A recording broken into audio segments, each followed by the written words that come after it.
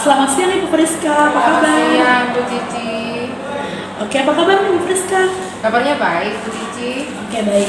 Ini sebentar lagi nih Bu Friska akan melakukan praktek coaching ya Bu ya? Iya benar. Oke, coachingnya siapa Bu? Coachingnya nanti bersama Bu Sinta. Oh, Bu Sinta ya Bu ya? Oke, Kemarin baik. beliau telepon saya Bu, katanya dia mau diskusi sama saya, dia punya masalah yang ingin dicari solusinya gitu. Oke, baik Bu. Nah, jadi untuk praktek coaching antara Ibu Friska dan sebagai coach dan Ibu Sinta sebagai coaching, saya akan menjadi pengamat ya Ibu ya. Iya. Nah, jadi nanti ketika Ibu Friska dan Ibu Sinta melakukan praktik coaching, ada beberapa hal gitu Bu yang ingin saya amati gitu dari praktik coaching yang Ibu lakukan gitu. Nah, jadi perlu sepertinya saya sampaikan kepada Ibu gitu ya Bu ya sebelum melakukan praktik coaching. Yang pertama itu Bu,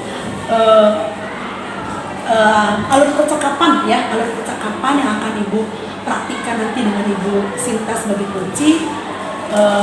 Ada rubrik penilaiannya, yaitu rubrik penilaian itu alur percakapannya itu mengandung unsur tirta gitu ya Bu, dimana tirta itu yang pertama adalah menetapkan tujuan. Jadi di awal penetapan tujuan harus jelas ya Bu ya. Kemudian yang berikutnya adalah identifikasi ya, Ibu harus mampu menggali identifikasi masalah apa yang diajukan dan disampaikan oleh Ibu Sinta. Oke. Kemudian setelah itu rencana aksi ya Bu. Setelah rencana aksi kemudian tanggung jawab ataupun komitmen apa setelah praktik coaching itu selesai gitu ya Bu. Jadi melalui percakapan coaching alur ceritanya itu harus dapat ya Bu ya. Itu yang menjadi salah satu rubrik penilaian saya nanti. Nah, berikutnya nanti adalah kompetensi. Nah, seperti yang kita tahu juga, dan saya pasti percaya juga, Ibu Friska juga pasti sudah tahu ya Bu, ada 3 kompetensi ya Bu dalam melakukan praktik coaching. Yang pertama adalah kehadiran penuh ya Bu, bagaimana Ibu mampu menghadirkan konsentrasi Ibu juga dalam percakapan coaching, kemudian mendengarkan aktif, dan berikutnya adalah mengajukan pertanyaan di bobot ya Bu ya. Kira-kira nih Bu, dari ketiga kompetensi ini dalam praktik coaching ini nanti kompetensi mana yang akan dikembangkan? Sebenarnya saya ingin mengembangkan ketiga kompetensi tersebut ya Bu Cici. Cuman untuk praktek coaching kali ini saya ingin mengembangkan kompetensi dalam hal mendengarkan aktif Bu Cici. Baik, berarti untuk percakapan coaching pada hari ini Ibu lebih spesifik ya Bu ya untuk meningkatkan kompetensi mendengarkan aktif ya Bu. Iya benar. Oke, baik. Nah, kira-kira nih Bu, tadi kan Ibu sudah pilih nih kompetensi mendengarkan aktif. Apa yang menjadi indikator Ibu atau indikator Ibu dalam memilih kompetensi mendengarkan aktif ini Bu? Untuk indikator kompetensi ini Bu, saya bisa fokus ya Bu ya mendengarkan coach saya nanti pada saat coach menyampaikan apa yang akan dia katakan kepada coach itu. Jadi saya bisa fokus mendengarkan, kemudian saya bisa memahami apa yang disampaikan oleh coach. Jadi dari apa yang dia sampaikan saya bisa memahami apa maksud setiap kalimat yang disampaikan oleh coach. Oke, berarti saya akan melihat kompetensi mendengarkan aktif Ibu berhasil dalam praktik coaching ini adalah ketika Ibu mampu mendengarkan dan memahami apa yang disampaikan oleh coaching Ibu ya Bu. Iya benar. Oke, baik sekali Bu. Jadi nih kayaknya Ibu sudah siap ya untuk melakukan praktik coaching bersama Ibu Sinta ya Bu ya. Oke, saya akan mengamati nanti ya Bu, saya izin untuk ada di tengah-tengah percakapan Ibu Friska dengan Ibu Sinta. Jadi selamat melakukan praktik coaching Ibu. Terima kasih. Berhasil ya Bu ya. Amin, mudah-mudahan berhasil. Selamat siang Bu Sinta. Selamat siang Ibu Friska. Gimana kabarnya Ibu hari ini? Alhamdulillah sehat Ibu. Kemarin Bu Sinta dengan saya Bu ya. Iya. Kemarin ada yang mau didiskusikan kayaknya ini Bu Sinta. Iya. Kira-kira apa nih Bu yang mau kita diskusikan hari ini? Iya benar sekali Bu. Pertama terima kasih ya Ibu sudah luangkan waktu untuk pertemuan kita hari ini ya Bu ya. Jadi kemarin saya WA Ibu ya, sama seperti WA kemarin ada satu permasalahan, bukan satu permasalahan, tapi ada sedikit ya permasalahan yang mengganggu dalam artian karena ada terjadi miskonsepsi ya Bu ya, jadi kurang paham sedikit kurang paham. Jadi sekolahan kan sudah mengenal SMKPK ya. Jadi kebetulan saya itu sebagai koordinator P5. Tetapi permasalahannya adalah terjadi miskonsepsi antara fasilitator dan koordinator.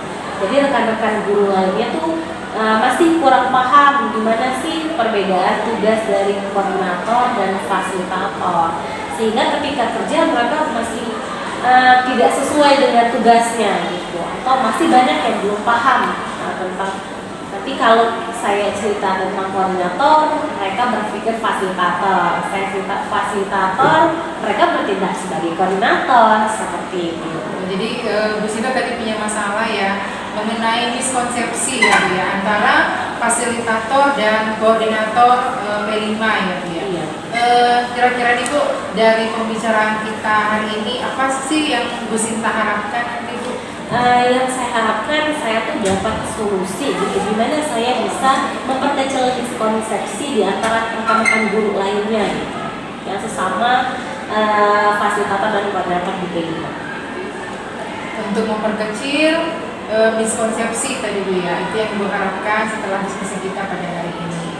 Nah Bu Sinta, fasilitator dan koordinator itu indikatornya apa sih? Apa yang membedakan gitu Bu Sinta? Indikatornya perbedaan fasilitator itu dan koordinator P5 misalnya. Jadi begini Bu, dari beberapa workshop juga pelatihan-pelatihan yang saya ikuti dan arahan dari peraturannya ya Bu ya. Jadi si fasilitator itu dialah yang memfasilitasi setiap pembelajar reguler di kelas walaupun pada jam-jam bloknya. Sementara koordinator dia mengkoordinir fasilitator gitu. Jadi koordinator itu mengkoordinir fasilitator yang sedang melaksanakan proyek gitu. Jadi koordinator lah yang menyediakan modul-modulnya, mempersiapkan penilaian-penilaiannya, sementara fasilitator yang menjalankan di kelas. Jadi saya pengennya guru-guru tuh tahu, oh saya fasilitator, berarti saya harus menjalankan di kelas tugasnya. Oh saya koordinator, berarti saya mengkoordinir fasilitator, seperti itu. Jadi Bu Sinta ingin tadi ya, jadi koordinator dan fasilitator itu sebenarnya tupoksinya berbeda ya Bu Sinta. Dan untuk kondisinya saat ini Bu ya, kira-kira apa tindakan yang Bu Sinta bisa lakukan agar tadi fasilitator dan koordinator itu menyadari apa yang menjadi tupoksi mereka masing-masing gitu. Jadi Ibu ya, kalau disuruh tanya tindakan, saya pengennya nih Ibu ya, ada seperti focus group discussions atau FGD gitu ya, atau diskusi lah, sharing-sharing ringan yang dikumpulkan gitu ya. Jadi sekolah itu mempertemukan kami semua yang mengampu di P5 ini untuk sama-sama dijelaskan tupoksinya tadi ya, dan job description-nya, sehingga kami bisa menghilangkan miskonsepsi jika bisa gitu. Jadi masing-masing tahu tugas dan perannya seperti itu. Jadi Bu Sinta mengharapkan ada diskusi ya Bu ya, ada pertemuan antara fasilitator supaya masing-masing peran tadi mengetahui tupoksi mereka. Kira-kira selain diskusi Bu, apalagi Bu yang bisa tindakan kira-kira bisa dilakukan? Iya, jadi tindakan itu selainnya bisa membuat modul ajar. Jadi modul ajar, kalau sudah dibuat modul ajar, jadi masing-masing tahu, tinggal menjalankan. Terlihatlah nanti kan perbedaannya di modul ajar. Oh saya menjalankan tahap apa, tahap pengenalan, tahap ini. Oh ternyata koordinator tidak, hanya mengawasi. Nanti dari modul terlihat gitu, tugasnya juga ada. Oh gitu ya Bu Sinta. Jadi alternatif kedua tadi yang bisa dilakukan itu adalah membuat modul ajar gitu ya. Jadi ternyata di modul ajar itu nanti ada diuraikan ya Bu ya, fasilitator itu ngapain gitu, koordinator itu ngapain di bagian penguatan P5 ini ya Bu ya. Kemudian Bu Sinta, untuk saat ini kira-kira tindakan yang mana yang bisa Ibu Sinta lakukan dalam waktu dekat dari beberapa alternatif? Kalau menurut saya yang paling terdekat tuh saya rasa karena saya belum bisa bertindak sendiri gitu ya Bu ya, saya pasti harus bekerja sama dengan kepala sekolah ataupun wakil kepala sekolah dengan kurikulum untuk bekerja sama, bantuin ibu, ayo kita buat diskusi biar bapak ibunya sama-sama tahu tugasnya. Jadi nggak simpang siur saling tanya-tanya di grup lagi. Jadi kalau kami udah bertemu Ibu, rasanya terutarakan gitu, apa sih unek-uneknya, sehingga ketika nanti proyeknya sudah terjadwal, kami tinggal menjalankan. Jadi saya rasa yang paling cepat itu adalah diskusi diskusi ya. Diskusi ya. Kira-kira nih Bu yang bisa membantu Ibu untuk bisa melaksanakan diskusi tadi supaya fasilitator, koordinator PLIM ini bisa ngumpul semua nih Bu ya. Kira-kira siapa sih yang bisa bantu Bu Sinta nih untuk pelaksanaannya ini? Ya, yang pertama sekali udah pasti kepala sekolah ya Bu ya. Kepala sekolah kan memfasilitasi kita dalam melaksanakan P5 ini. Yang kedua adalah Bapak Guru. Saya yakin beliau sudah mendapatkan informasi tentang bagaimana sih sebenarnya teknis dari proyek ini tadi ya. Kemudian ada Kajur, jadi Kajur kan tempat ini juga bagaimana koordinator melaksanakan dan fasilitator di kelas dan juga seluruh rekan-rekan guru. Jadi ada banyak pihak ya Bu Sinta yang bisa membantu, kepala sekolah sebagai pemimpin di sekolah, kemudian warna kurikulum juga yang bisa mengatur dan mengkoordinir supaya diskusi bisa berjalan ya Bu Sinta. Tadi Bu Sinta memilih untuk tindakannya diskusi ya Bu ya. Kira-kira nih Bu tantangannya untuk melakukan tindakan itu kira-kira ada nggak? Ada Ibu, karena gini ya, kalau diskusi kan butuh waktu gitu ya. Sementara kalau P5 ini kan melibatkan seluruh guru gitu. Karena kan P5 ini terintegrasi ke intrakurikuler. Jadi artinya itu akan mengganggu jam pelajaran yang lainnya gitu. Guru-guru mengajar. Kalau kita minta untuk berdiskusi, butuh waktu untuk mengumpulkan guru-guru. Yang kedua, di kelas tidak ada guru gitu ya. Terus kan karena butuh waktu diskusi yang lama, jadi lama juga nggak ada gurunya. Jadi tugas-tugas lainnya seperti tugas kepala sekolahnya takut terganggu juga. Jadi waktu ini nomor satu menjadi penghambat. Tantangannya tadi di masalah waktu ya Bu ya. Banyak mungkin untuk guru-guru masing tadi yang mau dikumpulkan itu punya tugas masing-masing ya Bu ya. Kira-kira nih Bu Sinta, solusinya apa Bu untuk hambatan yang terjadi tadi menurut Bu Sinta? Menurut saya sih ya, sebenarnya gini sih ya.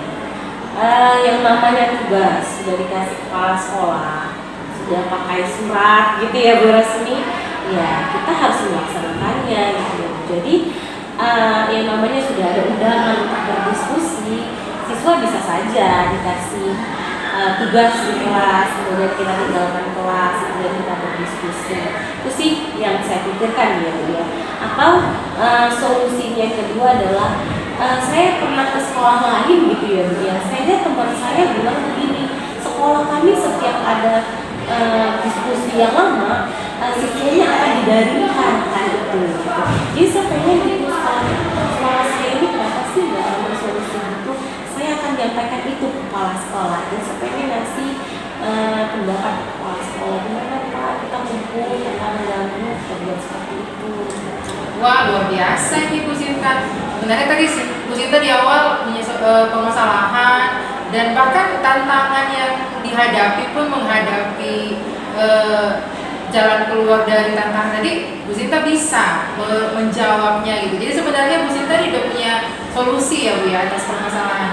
Jadi tantangannya karena melibatkan banyak guru, mereka akan meninggalkan jam pelajaran. Dan tadi Bu Sinta bilang solusinya juga sudah ada ya Bu ya, yaitu dengan cara memberikan bahan ajar materi pembelajaran kepada murid-murid sehingga pada saat guru-guru tadi melakukan diskusi, pembelajaran tetap berjalan ya Bu ya. Atau dengan solusi yang lain tadi yang Bu Sinta sampaikan dengan memberikan pembelajaran daring ya Bu ya terhadap murid-murid kita, murid-murid di sekolah Bu Sinta.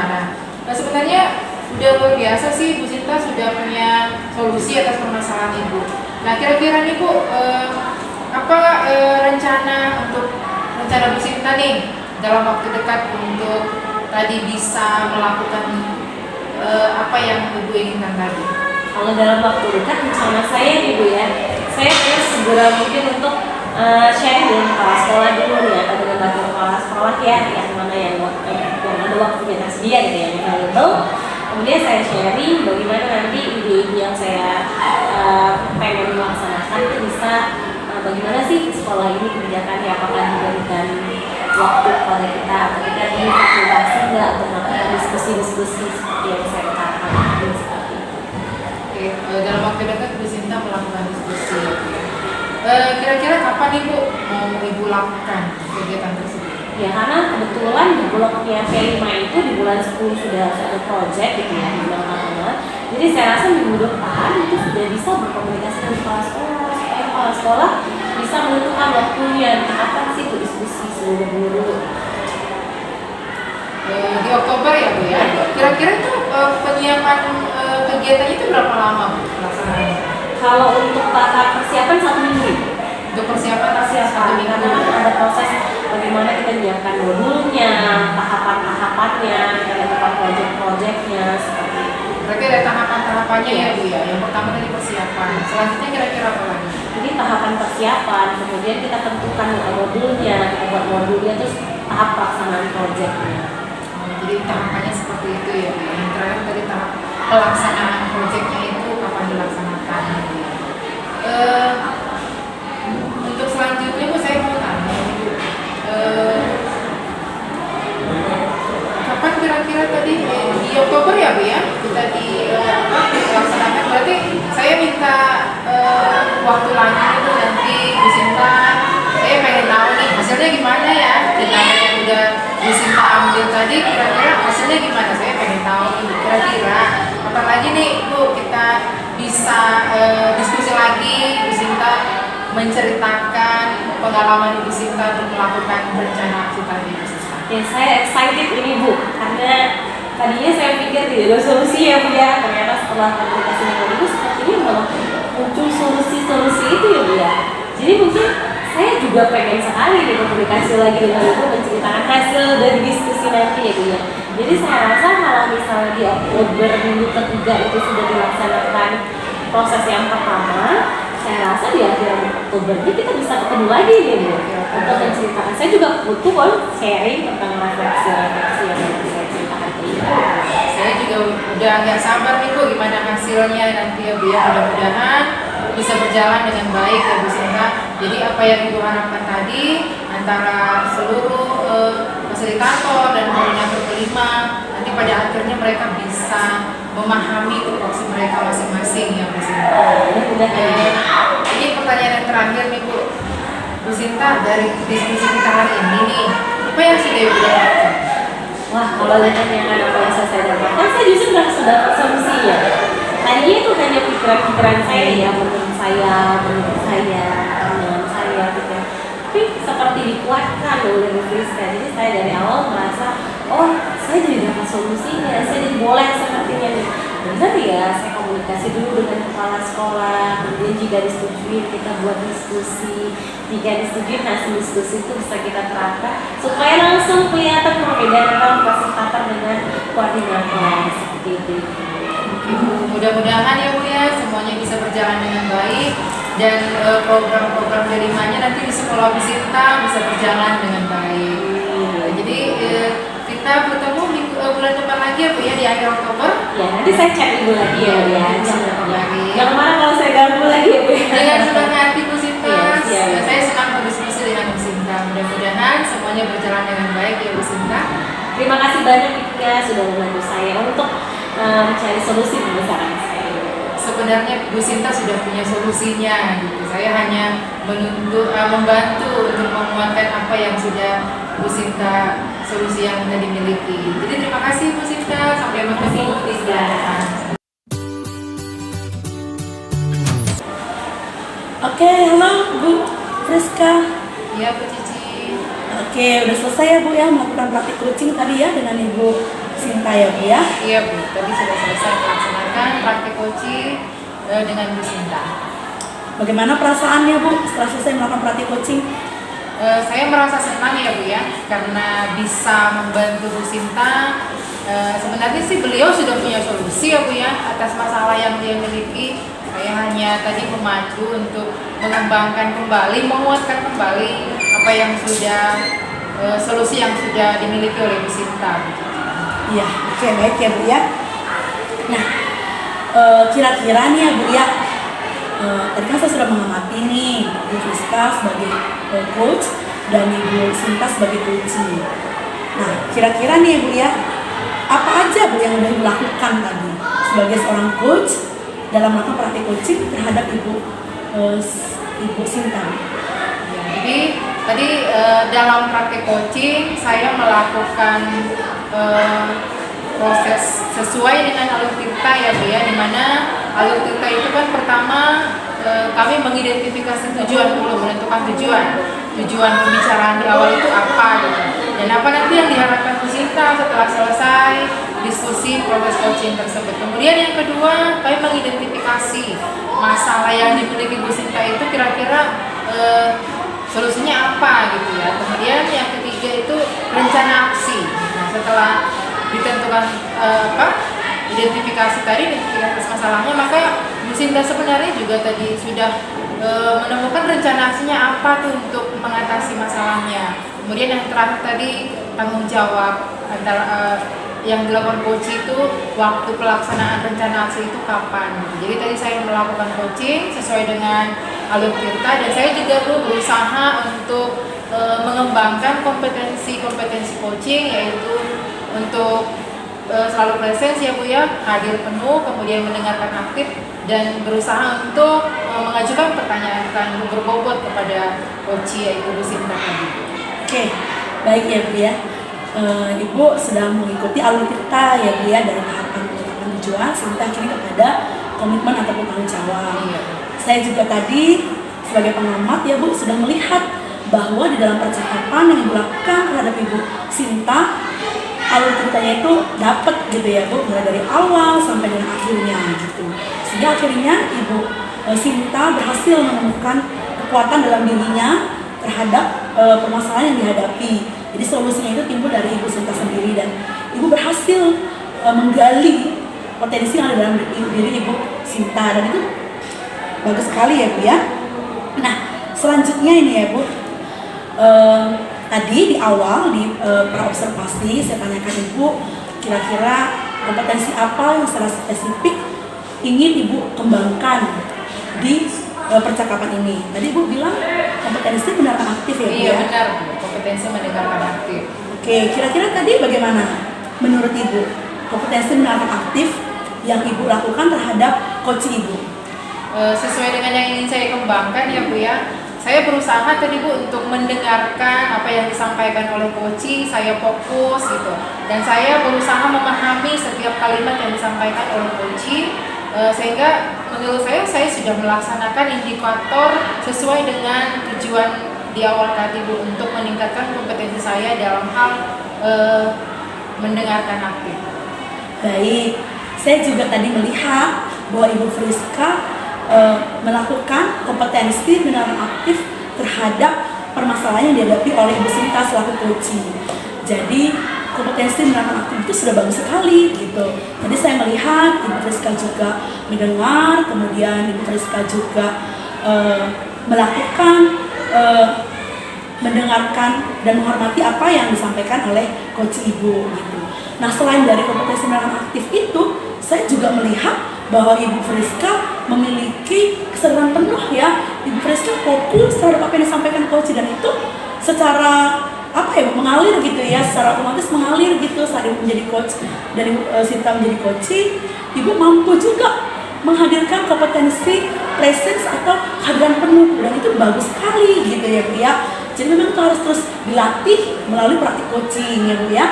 Iya. Nah, berikutnya nih Bu, tadi saya dengar katanya Ibu Friska dan Ibu Sinta akan melakukan observasi perihal apa yang akan dikerjakan Ibu Sinta dalam waktu dekat, dan kemungkinan kayaknya bulan depan ya Bu ya, kalian akan ketemu lagi untuk melakukan observasi. Kira-kira nih ketika nanti kalian ketemu di bulan depan, kompetensi apa lagi nih yang ingin dikembangkan di praktik coaching di pertemuan berikutnya Ibu? Iya Bu Cici, tadi saya dengan Bu Sinta sudah berjanji akan melakukan refleksi ya Bu ya, untuk pertemuan berikutnya nanti Bu Sinta akan menceritakan apa yang sudah dilakukan tadi, karena kan Bu Sinta tadi sudah membuat rencana aksi ya Bu ya. Nanti setelah selesai dilaksanakan sesuai dengan tanggung jawab dan komitmen yang sudah diambil, beliau akan menceritakan bagaimana tingkat keberhasilannya dan merefleksi apa yang akan ditingkatkan lagi untuk kegiatan Bu Sinta berikutnya. Nah, untuk kegiatan coaching berikutnya itu Bu, saya ingin mengembangkan kompetensi saya dalam hal mengajukan pertanyaan berbobot Bu. karena saya masih kurang dalam hal itu. Mudah-mudahan nanti untuk di pertemuan atau praktik coaching berikutnya saya bisa mengembangkan kompetensi saya dalam hal mengajukan pertanyaan berbobot, Bu Cici. Oke, baik sekali itu Bu. Jadi di pertemuan berikutnya Ibu akan mengembangkan kompetensi mengajukan pertanyaan berbobot ya Bu ya. Iya, saya percaya Ibu Priska pasti bisa melakukannya. Jadi memang harus dipraktekkan dan dilatih terus-menerus ya Bu ya. Tetap semangat ya Ibu melakukan hal-hal baru untuk mengasah kemampuan coach Ibu. Terima kasih buat masukan dan umpan baliknya Bu Cici, dan terima kasih sudah bersedia mengamati saya pada hari ini. Terima kasih kembali Ibu Priska. Sampai ketemu di lain waktu.